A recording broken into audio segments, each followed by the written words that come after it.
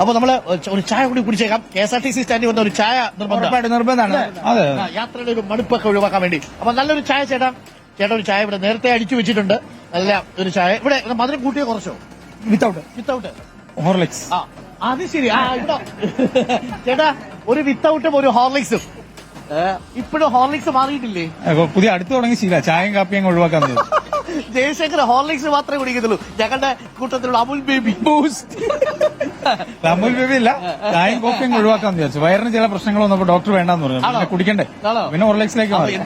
നമ്മുടെ ഡ്രൈവർ അശ്വിനും നമ്മൾ കമ്പനിയായിട്ട് ഒന്നിച്ചാ കുടിക്കാറ്. അത് ശരി അല്ലേ?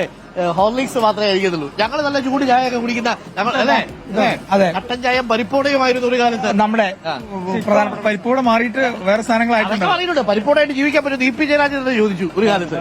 അപ്പോൾ പ്രിയപ്പെട്ട കടയില്ല, പരിപ്പോടെ ഇല്ല, എന്തൊക്കെ ആയിട്ടുണ്ട് ഇവിടെ. പരിപ്പോട അപ്രത്യക്ഷമായിരിക്കുന്നു.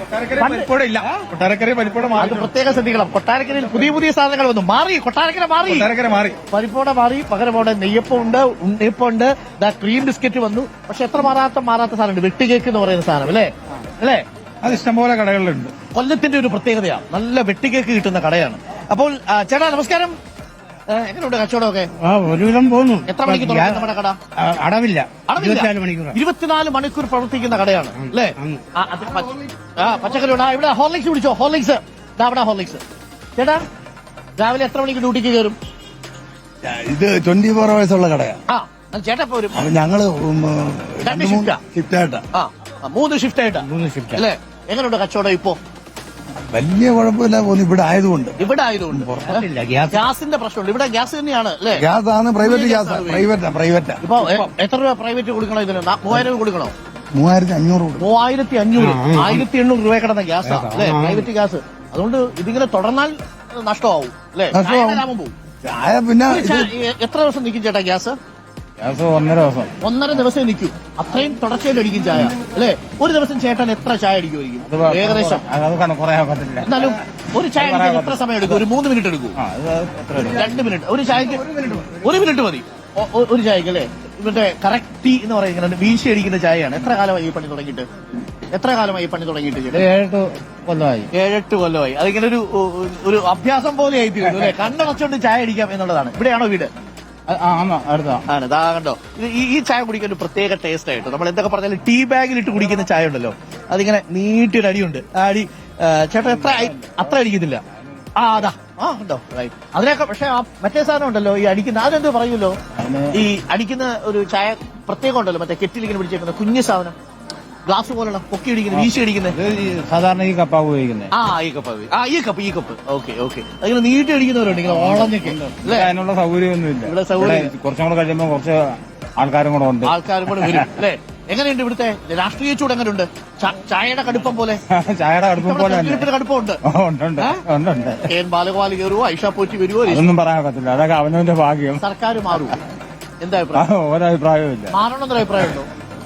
ഒരഭിപ്രായമില്ല എന്നുള്ളതാണ്. അപ്പൊ ഒരു മീഡിയം ആണ്. കടുപ്പം അത്രയില്ല, കടുപ്പം കുറവുമല്ല എന്നുള്ളതാണ്. ഓക്കെ. മൊത്തത്തിൽ ഉഷാറായി പോകുന്നു അല്ലേ? അപ്പൊ യാത്രക്കാരൊക്കെ ഉണ്ട്. ഈ സൗജന്യ യാത്ര സ്ത്രീകൾക്ക് കൊടുക്കുമ്പോൾ നിങ്ങൾക്ക് ഗുണം വല്ലതും കിട്ടും? ഞങ്ങൾക്ക് എങ്ങനെ ഗുണം കിട്ടുന്ന? സ്ത്രീകൾക്കല്ലേ കിട്ടും. അതിനെ കുറിച്ച് എന്താ അഭിപ്രായം? കൊടുത്താൽ നല്ലതാ, കൊടുക്കാൻ ഒക്കുമെങ്കിൽ നല്ലതാ. യാത്രക്കാർ വരുമല്ലോ, അപ്പൊ സ്വാഭാവികമായിട്ട് കൂടുതൽ യാത്രക്കാർ വരും. അപ്പൊ ഒരു കാര്യം, സർക്കാർ മാറണോ വേണ്ടയോ? സർക്കാർ മാറണോ വേണ്ടയോ എന്നുള്ള ഇനിയും ജനങ്ങളല്ലേ തീരുമാനിക്കും. കൊട്ടാരക്കരയിൽ ആര് പോകുന്ന അത് കൃത്യമായിട്ട് പറയാനൊക്കെ കടക്കാലത്ത് ചോദിച്ചാൽ അറിയോ? അടുത്ത തവണ നമ്മൾ പറയുന്ന കക്ഷിയല്ല അധികാരത്തിൽ വരുന്നെങ്കിലേ നമുക്ക് പ്രശ്നമല്ലേ? അതൊരു കാര്യമല്ലേ? അതൊരു കാര്യമാണ്. സത്യസന്ധമായി പറഞ്ഞു, അതുകൊണ്ട് പറയാത്തതാണ്. പക്ഷെ തെരഞ്ഞെടുപ്പ് നല്ല ചൂടുണ്ട് ഇത്തവണ. നല്ല മത്സരമാണ്. Okay, fine. അപ്പൊ ഇതാണ് കൊട്ടാരക്കരയുടെ പൾസ്. കച്ചവടക്കാരുടെ വെച്ച് അവർ കൃത്യമായിട്ട് പറയാൻ ചെറിയ ടെൻഷൻ ഉണ്ടാവും. കാര്യം ഏതെങ്കിലും കാരണവശാൽ പാളിപ്പോയ അടുത്ത നമ്മുടെ UDF അധികാരത്തിൽ വന്നാൽ രണ്ടടക്കം ഒരുപാട് കാര്യങ്ങളൊക്കെ ഉണ്ടല്ലോ. അതൊക്കെ നിയമപരമായി ഒക്കെയാണ് നടക്കുക. എന്നാൽ പോലും അല്ലേ? ചായക്കൊരു പ്രത്യേകത നേരത്തെ പറയാൻ പറ്റുമോ? എന്താണ്? സാധാരണ വീടുകളിൽ താമസിക്കുന്നവർ പോലും പുലർച്ചെ ഒരു 5 മണിക്കും 6 മണിക്കും പോയിട്ട് അടുത്തുള്ള ചായക്കടയിൽ പോയി ചായ കുടിക്കുന്ന ഒരു ശീലമുണ്ട്. ഒരുപക്ഷെ അത് വെന്ത ചായപ്പൊടിന്റെ ടേസ്റ്റ് ആയിരിക്കും അതിന് കാരണം. അല്ല, അത് 2 കാര്യങ്ങളാണ്. ഒന്ന് ആ വെന്ത ചായപ്പൊടിയുടെ ടേസ്റ്റ്, 2 ഈ അടിക്കുന്ന അടിയുണ്ടല്ലോ. ഈ അടി വീട്ടിലടിക്കുന്നില്ല. വീട്ടിലാണെങ്കിൽ കുടി എന്ന് പറഞ്ഞ് ചിലപ്പോൾ തരും അല്ലേ? പക്ഷെ ഇത് അങ്ങനല്ല. ഇത് നമ്മൾ വർത്തമാനം പറഞ്ഞിട്ട് ദാമോദരൻ ചേട്ടോ കണ്ടില്ലല്ലോ എന്ന് പറഞ്ഞ് സ്നേഹത്തോടു കൂടി കൊടുക്കുന്ന ചായ ഉണ്ടല്ലോ. അപ്പൊ കൊടുക്കുന്ന ചായയിലും ഉണ്ട് അതിന്റെ ഒരു ടേസ്റ്റ്. ഉറപ്പായിട്ടും അതുകൊണ്ടായിരിക്കണം രാവിലെ പോയി കുടിക്കും. രാവിലെ പോയിട്ട് അതെ, നമ്മളിങ്ങനെ കുറെ നേരമായിട്ട് ഇനി ചില വിശേഷങ്ങൾ കൂടിയുണ്ട്, മറ്റു ചില വാർത്തകൾ കൂടി വരുന്നുണ്ട്.